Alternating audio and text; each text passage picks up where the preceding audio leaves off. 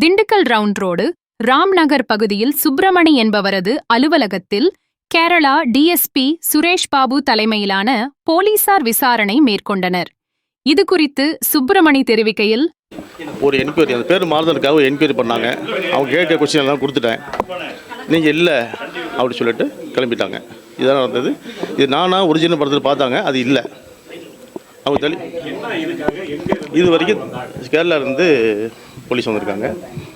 அவங்க யாரும் எஸ்ஐடி. எந்த கேஸும் சொல்லவே இல்லை. உங்கள் மேலே ஒரு கம்ப்ளைண்ட் ஆகிருக்கு அப்படின்னு சொல்லி, அந்த கம்ப்ளைண்ட்டில் சிபிசிஐடி கோர்ட்லேருந்து வந்திருக்கு மாதிரி சொன்னாங்க. அதுக்கு அவங்க கேட்குற கொஸ்டின் எல்லாமே நான் பதில் சொல்லிட்டேன். என்ன கேட்டாங்கன்னா, உங்கள் பேர் என்ன கேட்டாங்க ஃபஸ்ட்டு. அதுக்கப்புறம் என்ன பிஸ்னஸ் பண்ணுறாங்க கேட்டாங்க. ஐடி கேட்டாங்க. அப்போ ஒன்றுன்னா அது இன்கம் டேக்ஸ் மாதிரியே எல்லாம் கேட்டாங்க. அவங்க எதுக்கு வந்தாங்க இன்னும் புரியவே இல்லை. டி மணின்னு கேட்டாங்க. இல்லைங்க, நான் எம்எஸ் மணி, எம்எஸ் ஃபுல் நேம் சுப்பிரமணி சொன்னேன். அதுக்கப்புறம் வந்துட்டு இல்லை நாங்கள் பேச, அப்புறம் யாரும் தெரிஞ்சுட்டு அவங்க நார்மலாக வந்துட்டாங்க. வரணும் இது இல்லை.